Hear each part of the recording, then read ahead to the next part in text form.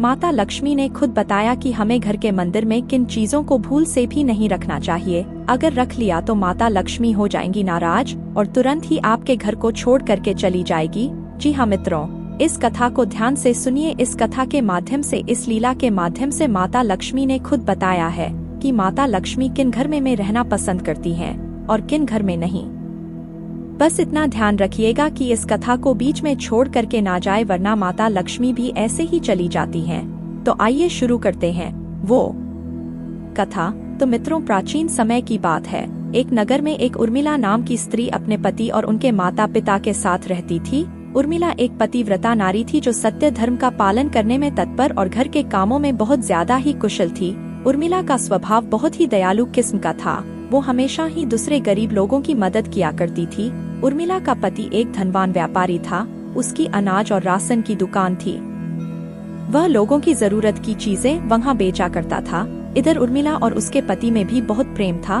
उर्मिला अपने पति की सेवा बड़े ही प्यार से करती थी। उर्मिला इतनी संस्कारी थी कि वो घर में सबसे पहले जागकर अपने घर की साफ सफाई और नित्य काम कर लिया करती थी। उसके बाद घर को सजा करके स्नान आदि से निवृत्त होकर रोज भगवान की पूजा किया करती थी। इस प्रकार से वह रोज अपने नित्य कर्म किया करती थी। उर्मिला इतनी हृदय की कोमल थी कि वो कभी दूसरों का अंदर नहीं करती थी। वह सभी के साथ बड़े ही प्रेम भाव से पेश आती थी। अपने सास ससुर की भी सेवा बड़े ही प्रेम भाव से क्या करती थी और अपने आसपास के लोगों की भी हमेशा ही मदद किया करती थी। यहाँ तक कि उसके आसपास के लोग और रिश्तेदार ये तक कहा करते थे कि वो स्वयं माता लक्ष्मी का ही एक रूप है। इसके घर की बरकत स्वयं इसकी वजह से है। माता लक्ष्मी इसके घर को छोड़कर कभी नहीं जा सकती है। उर्मिला की एक आदत से भी थी कि उसके द्वार से कभी कोई खाली हाथ नहीं जाता था। वो कभी भी दान धर्म में कंजूसी नहीं किया करती थी। कोई भी याचक उसके द्वार से खाली हाथ नहीं जाता था। कोई भी भूखा उसके द्वार से बिना भोजन किए नहीं जा सकता था। और जब वो ऐसा करती तो उसके द्वार पर आए हुए सभी याचक उसको खूब सारा आशीर्वाद दे करके जाया करते थे। और इतना ही नहीं, उर्मिला अपने पड़ोसियों की भी खूब मदद किया करती थी। उसके आसपास जो भी गरीब भूखे लोग रहते थे उन्हें भी वो नित्य भोजन कपड़ा दिया करती थी। उसके द्वार पर कोई भी पड़ोसी कुछ भी मांगने आता था, वो बिना सोचे ही वो सब चीजें उन्हें दे दिया करती थी। इसके लिए उसके पड़ोसी भी उसको साक्षात माता लक्ष्मी का रूप मानते थे और उसका बहुत आदर किया करते थे। वो कहते थे कि साक्षात माता अन्नपूर्णा ने ही उर्मिला के रूप में जन्म लिया है। उर्मिला के इन कामों से खुश होकर लोग उसके लिए हर जगह अच्छा ही बोलते थे। उर्मिला जब भी रोज सोकर उठती तो वो सबसे पहले नहा धो करके रोज घर के मंदिर में साफ करती, उसे सजाती और भगवान को नए नए वस्त्र पहना करके उनको बढ़िया बढ़िया पकवान का भोग भी लगाती। इस बात से भगवान उससे बहुत ही प्रसन्न थे। माता लक्ष्मी का तो उसके घर में स्वयं ही वास था। उर्मिला की एक चाची सास थी। वो उर्मिला और उसके घर से जलन रखती थी क्योंकि वो लोग अमीर थे। उन पर माता लक्ष्मी की कृपा थी, मगर वो लोग गरीब थे। उनकी गरीबी का कारण था उनके घर के मंदिर में रखी कुछ ऐसी चीजें जो कि उनको नहीं रखनी चाहिए। माता लक्ष्मी ने खुद इसके बारे में मना किया है। एक दिन उसके घर एक बाबा आए तो वो उर्मिला की चाची सास से बोले, तुम्हारे घर बहुत नकारात्मकता है, हम यहाँ 2 पल भी नहीं ठहर सकते। इसके बाद उर्मिला की चाची सास बाबा के पैरों में पड़ गई। बाबा, मेरे घर से इस नकारात्मकता को दूर करने का कोई उपाय बताओ, मुझे ऐसे ही छोड़ करके मत जाओ। तब उन बाबा को उर्मिला की चाची सास पर दया आई और वो उसके घर का मुआयना करने लगे। तब उन्होंने उसके घर के मंदिर में रखी कुछ चीजों को तुरंत ही हटाने का आदेश दिया। उसने उर्मिला की चाची सास से कहा, तुम इन चीजों को तुरंत ही अपने घर से, घर के मंदिर से हटाओ, क्योंकि ये चीजें जिसके घर के मंदिर में रहती हैं उसके घर में सदा ही दरिद्रता, नकारात्मकता वास करती है। इतना कह करके वो बाबा चले गए। अब उर्मिला की चाची सास उन चीजों को घर से हटाने के लिए ले जा रही थी, तभी रास्ते में उसको उर्मिला का घर दिखाई दिया। वहाँ उर्मिला कड़ी उसे दिखी और उर्मिला ने चाची सास को प्रणाम किया और पूछा, ये क्या लेकर के जा रही हो चाची? तब चाची के मन में एक विचार आया कि बाबा कह रहे थे कि ये चीज जो भी अपने घर में रख लेता है वो कंगाल बन जाता है, तो क्यों ना इन चीजों को उर्मिला के घर में, उसके घर के मंदिर में रख दी जाए। तभी उर्मिला कहने लगी, कहाँ खो गई चाची, जरा मुझे बताओ। तब चाची बोली, कहीं नहीं बेटी, मेरे घर एक बाबा आए थे। वो बोले कि इन मंदिर की चीजों को किसी ऐसी सुहागन स्त्री को दे दो जो इनका खूब ख्याल रख सके। मैं तो बेटा अब बूढ़ी हो गई हूँ, इसलिए मैं तो इनकी सेवा पूजा नहीं कर सकती। क्या तुम इन्हें अपने घर के मंदिर में रखोगी? उर्मिला पहले तो मना करने लगी, फिर चाची सास ने जोर लगाया तो उर्मिला ने उन चीजों को ले लिया और फिर अपने घर के मंदिर में रख दिया। ऐसा करने की देर थी कि उसके घर में तुरंत नकारात्मकता आने लगी। अब रात हो जाती है और उसके पति भी अपने काम से घर वापस आ जाते हैं और फिर उर्मिला अपने पति की सेवा में जुट जाती है और उसको भोजन पानी कराने के बाद घर के सभी काम करके दोनों पति पत्नी सो जाते हैं। अब अगले दिन जब वो दोनों जागते हैं तो उन्हें अचानक से बहुत ही बुरी खबर मिलती है कि उर्मिला के पति का जो व्यापार था उसका सभी माल चोरी हो जाता है। और ये खबर मिलते ही उर्मिला और उसका पति हक्के बक्के रह जाते हैं। तभी उर्मिला का पति जाकर के देखता है तो उसका सभी सामान चोरी हो चुका था, उसका पूरा व्यापार तबाह हो गया था। वो कुछ समझ नहीं पा रहा था कि आखिर ऐसा कैसे हो गया, इतना माल अचानक कैसे चोरी हो सकता है, कोई इतना सामान कैसे ले जा सकता है, वो भी एक रात में। उसके बाद उर्मिला का पति थक हार करके अपने घर पहुंचता है और उर्मिला को सब बात दुखी होते हुए बताता है। तब उर्मिला भी बहुत परेशान होती है। तब उसका पति कहता है, कोई बात नहीं, हमारे पास और धन है जो घर में रखा हुआ है, हम उससे फिर से अपना काम व्यापार शुरू करेंगे और फिर से पैसा कमा लेंगे। तभी वो उर्मिला से कहता है, जाओ वो तिजोरी से धन लेकर के आओ। तभी उर्मिला जाती है तो क्या देखती है, उसकी तिजोरी भी खाली है, उसका भी सारा धन चोरी हो गया। तब उसका पति जाकर के देखता है और वो भी हक्का पक्का रह जाता है। अब उसका पति कहता है, आखिर ऐसा कैसे हो सकता है, घर में तुम थी फिर भी घर से धन चोरी हो गया, तुम्हें पता भी नहीं चला, ऐसा आखिर कैसे हो सकता है? तब उर्मिला कहती है, क्या पता, मैं तो घर में ही थी, मुझे कुछ भी नहीं पता लगा, ये कैसे हो गया। अब उर्मिला का पति उर्मिला को कोसने लगता है, उसको भला बुरा कहने लगता है कि तुम्हारी वजह से ही ऐसा हुआ है, तुम ही घर में ना जाने किस किसी को बुला बुला के दान देती हो, उधार देती हो, तुम्हारे वजह से ही ऐसा हुआ है। अब हम गरीब हो गए और इसकी जिम्मेवार तुम हो। अब उर्मिला कहती है, रुको पति देव, मैंने कुछ गहने एक पड़ोसन को दिए हैं, मैं उससे वापस लेकर आती हूँ, आप उनसे अपना व्यापार फिर से शुरू कर सकते हैं।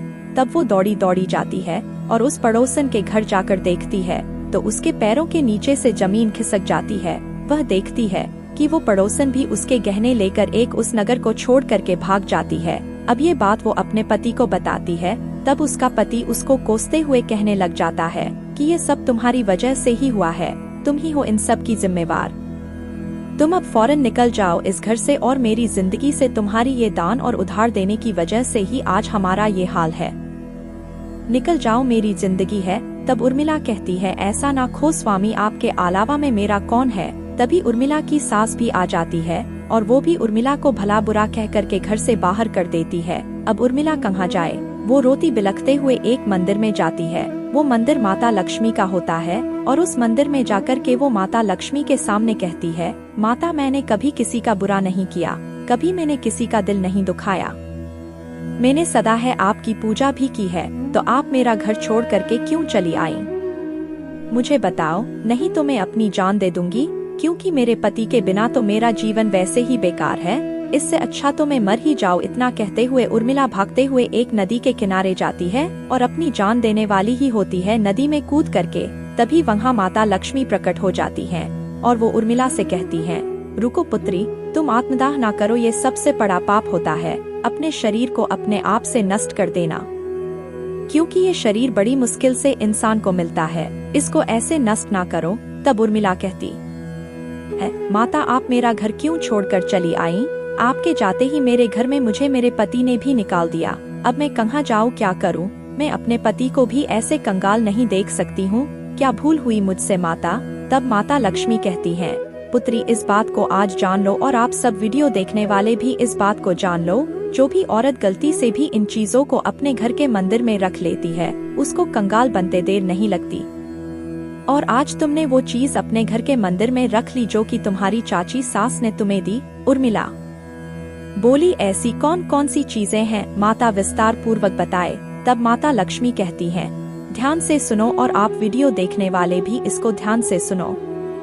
आप सभी का एक मनुष्य अपने घर में एक छोटा सा पूजा घर अथवा मंदिर जरूर बनता है, जिसके अंदर वह अपने सभी प्रिय देवी देवता तथा उनसे जुड़ी महत्वपूर्ण चीजों को श्रद्धा भाव के साथ रखता है। वो अपने मंदिरों में देवी देवताओं की तस्वीरें, पाठ या उससे संबंधित चीजों को भी रख देते हैं, परंतु हमारे शास्त्रों में मंदिरों में जितना चीज रखना फलदायक होता है, उतना ही कुछ चीजों का रखना अशुभ और अमंगल होता है। कुछ वस्तुएं ऐसी हैं जिनसे घर में नकारात्मकता बनी रहती है और लड़ाई झगड़ा क्लेश और नुकसान पर नुकसान बने रहते हैं। आज हम जानेंगे ऐसे ही कुछ अशुभ चीजों के बारे में जिन्हें कई लोग जाने अनजाने में घर के मंदिर में रख देते हैं। अगर आपके भी मंदिर में ऐसी चीज रखी हुई है तो उन्हें तुरंत वहां से उठाकर किसी दूसरे स्थान पर रख दे, लेकिन पूजा घर में भूल से भी ना रखें। लोग ऐसा इसलिए करते हैं कि उन्हें लगता है कि यह चीज धार्मिक है और इनकी भी पूजा की जानी चाहिए। माता लक्ष्मी कहती हैं कि कलयुग में कुछ अशुद्ध चीजों को मनुष्य धार्मिक मानकर उनकी पूजा करेगा, जिसे शास्त्रों में वर्जित माना गया है। माता लक्ष्मी ने इसकी भविष्यवाणी पहले ही की हुई थी कि कलयुग में मनुष्य आधारित और अशुद्ध चीजों की भी पूजा करेगा। तो चलिए जान लेते हैं कि हमें हमारे पूजा घर में कौन सी चीज रखनी चाहिए, कौन सी नहीं रखनी चाहिए। दोस्तों, आगे बढ़ाने से पहले आपसे रिक्वेस्ट है कि वीडियो को लाइक करके दोस्तों के साथ शेयर करें, और अगर अभी तक आपने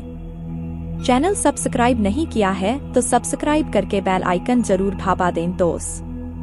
तो सबसे पहली बात दीपदान। दोस्तों, भारत की परंपरा मिट्टी से जुड़ी हुई है, इसलिए मंदिर में पारंपरिक मिट्टी का दीपक अवश्य होना चाहिए। अगर आप मिट्टी का दीपक नहीं रख सकते हैं तो धातु के दीपक का उपयोग अवश्य करें। अगर भगवान में आपको आस्था ज्यादा हो तो आप उपला रखकर गुड़ और घी का धूप भी दे सकते हैं। ऐसा करने से घर में सुख शांति बनी रहते हैं। दूसरी चीज है स्वास्तिक। घर के मंदिर में स्वास्तिक जरूर होना चाहिए, या तो आप इसे रोली से बना ले, क्योंकि स्वास्तिक आपके घर के शक्ति, सौभाग्य, समृद्धि और शुद्धि का प्रतीक होता है। माना जाता है कि यही मुख्य कारण है कि कोई भी शुभ कार्य करने से पहले स्वास्थ्य का चिन्ह अवश्य बनाया जाता है। तीसरी चीज है कलश। माता लक्ष्मी कहती हैं कि कलश सुख और समृद्धि का प्रतीक है। अपने मंदिर में रोली कुमकुम से स्वास्तिक बनाकर उस पर यह मंगल कलश अवश्य रखें। ऐसा करने से घर में सदैव समृद्धि बनी रहती है और ऐश्वर्य की प्राप्ति होती है। चौथी चीज है शंख। बहुत ही कम लोग जानते हैं कि शंख की उत्पत्ति समुद्र मंथन के समय उत्पन्न 14 रत्न के साथ हुई थी। इसी कारण से शंख मुझे अत्यंत प्रिय है। शंकर की ध्वनि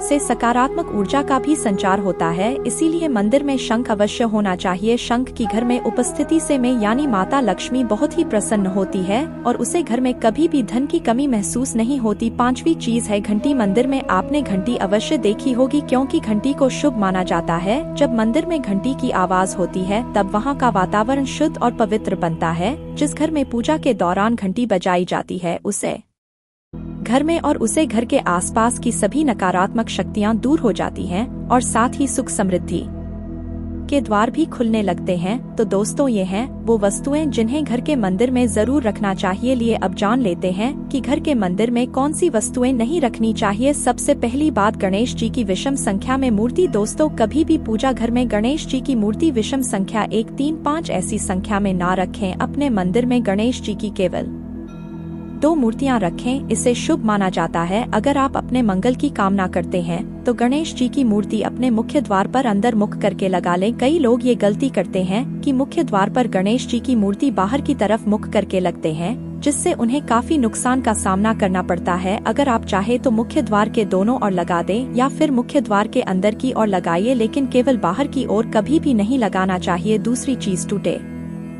हुए चावल। अपने मंदिर में कभी भी टूटे हुए चावल ना रखें। इसके साथ ही पुराने चढ़ाई हुए चावल अधिक समय तक ना रखें, यह नकारात्मक ऊर्जा फ्लेट है। इसके साथ ही ध्यान रखें कि आप मंदिर में इस्तेमाल होने वाले चावल को हल्दी में भिगोकर रखें, इससे अधिक शुभ परिणाम मिलेंगे। तीसरी चीज है पूर्वजों की तस्वीर। अगर आपके घर में आपने पूर्वजों की तस्वीर राखी हुई है तो उसे तुरंत वहां से हटा दें, क्योंकि वस्तु शास्त्रों में पूजा घर में मृत परिजनों की तस्वीरें रखना अशुभ माना जाता है। इससे अशुभ परिणाम प्राप्त होते हैं। मृतक परिजन पूजनीय और सम्माननीय है, किंतु उनका स्थान देवताओं के बराबर नहीं है। मृत परिजनों की तस्वीर पूजा घर में रखने से पूजा घर का वातावरण भी नकारात्मक बन जाता है, जिसका अहम परिणाम हमें भुगतना पड़ता है। कई लोग साधु संतों की मूर्तियां अथवा साधु संतों की तस्वीरें भी पूजा घर में रख देते हैं, लेकिन ऐसा करना अशुभ माना जाता है। अगर आप किसी साधु संत को मानते हैं तो उनकी तस्वीर दीवार पर लगा सकते हैं। लेकिन पूजा घर में भूल से भी ना रखें भैरव जी और शनि देव की मूर्ति। दोस्तों, पूजा घर में भैरव जी और शनि देव की मूर्ति अथवा